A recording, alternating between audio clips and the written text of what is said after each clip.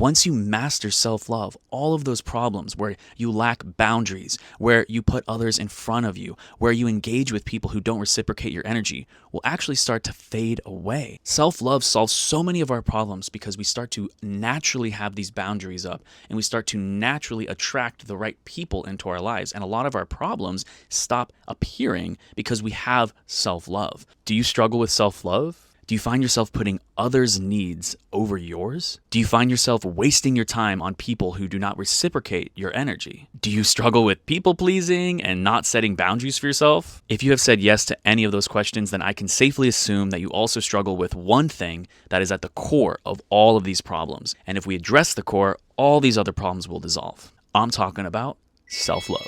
In this video, we're going to talk about how a lack of self-love is the issue, the core issue to all these problems. And we're also going to talk about how I rarely struggle with a lack of self-love, why that is, and what I do to maintain my self-love. Hey guys, my name's Bradley Marcus I'm here to teach people, to show them the path of happiness within. I do this through different ways of teachings, but they are always backed and based in Buddhist practice and philosophy. So thank you for joining this video.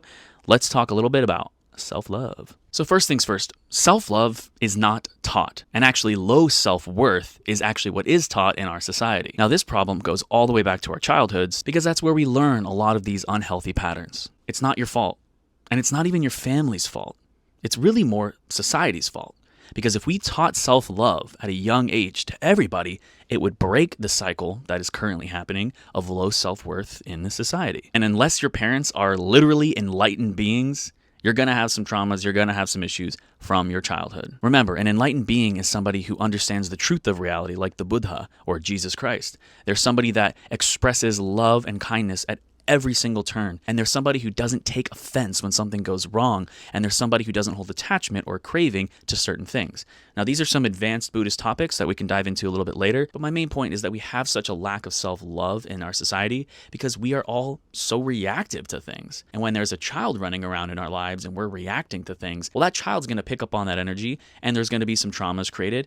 And it's because we're just human. We're just reacting to things as humans do, but it's our goal as humans to work towards being better and become better people overall. Now in Buddhism, there's actually a path on how to become enlightened. And I'm going to teach you a little bit about that path later in this video. But first, I want to tell you a story about myself and my own path to self-love. Now, while my parents did get divorced when I was around 7 years old, I grew up in a very loving family. I was always hugged and I was always shown love.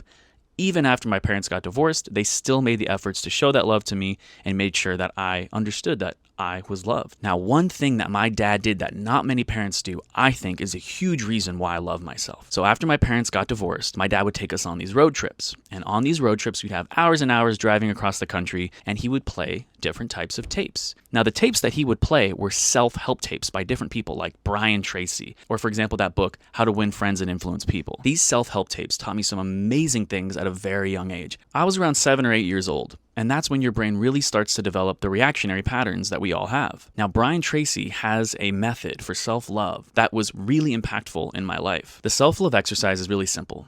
You go and you look at yourself in the mirror and you say the words, I love myself. I love myself. I love myself. I love myself. If this seems a little cheesy to you, that's okay. But you'll find that if you can go into the mirror and start to say these words to yourself, it might bring you to tears. Now, if it's uncomfortable, you can start with the words, I like myself. I like myself. And if you really struggle with that, I want you to pick something about yourself when you look in the mirror that you like about yourself. It can be, oh, I like that I hold doors open for people. I like that I am kind to my little brother and sister. But when you start by picking at one thing, then you can start to find more things and you start to uncover all these beautiful things that you like about yourself. And the more you start saying these words, I like myself, you'll eventually build up to I love myself. It's really important that when you say these words, you also really feel that love. But if you struggle with that, then I want you to think of somebody that you do love. Think of like a friend or a partner, and then imagine that love that you have for them being directed towards you. If you'd like, I can create a meditation that will guide you through this a bit more, but this is the basic concept of the self-love exercise that Brian Tracy taught me at a young age. Just because I listened to these tapes, I still had to put that effort in to build that self-love. At around 8, 9, 10 years old, I would go and look at myself in the mirror and say those words. I love myself. I love myself. I did it again when I was 13, 14, 15, and I've done it even up to this day still, building and maintaining that self-love, those neural networks in my brain that help me love myself. Let's talk about some different things that you can do right now to start building your own self-love, because I'm sure if you're watching this video, you might not love yourself and maybe you weren't taught these exercises at a young age. I'm going to teach you certain old and new exercises that I think are really helpful. Number one, start meditating. You're going to have to do this if you want to have self-love, and you're going to have to do this if you want to end your own suffering. I know meditation can seem boring to some people, but once you dive into it, it becomes a beautiful thing, something that you can relate to, something you can lean on in tough times,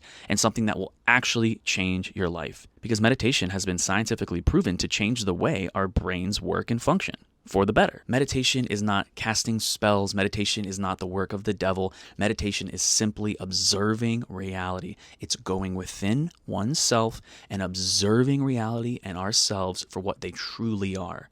We do this by quieting the mind in meditation, and quieting the mind allows us to simply observe what's really happening. Meditation is not against God. If you're religious, it's not against Christianity or Judaism. It is simply a practice of looking within.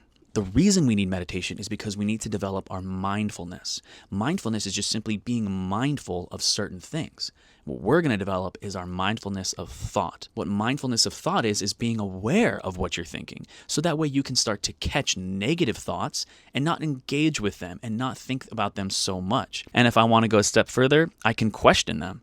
Is that true? No, that's not true.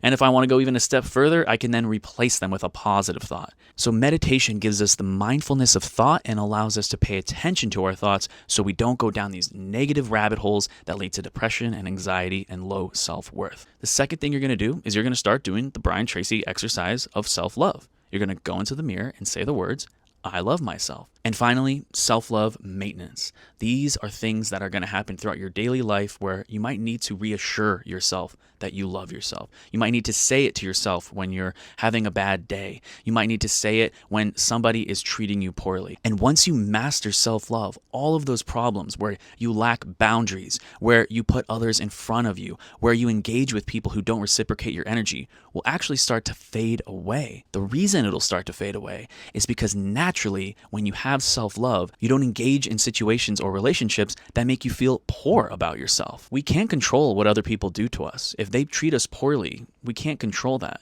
But we can control how we react, and we can control if we go back to that person and spend time with them again. I've done it myself. Even with all this self-love, I've given energy to people, and I realize that they're not reciprocating it. So I recognize that with my mindfulness of thought and my mindfulness of what's happening. And I say, you know what?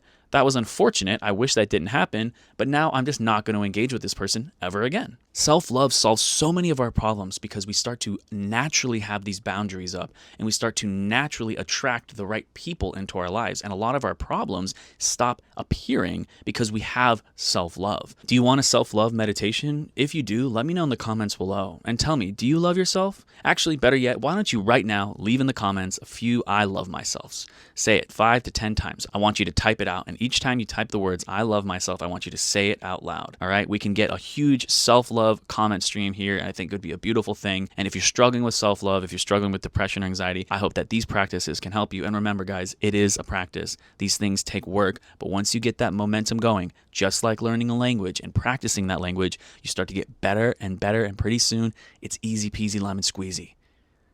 I just said that. All right, guys, I love you, and may you be well. Thank you for watching the video, and I hope to see you soon.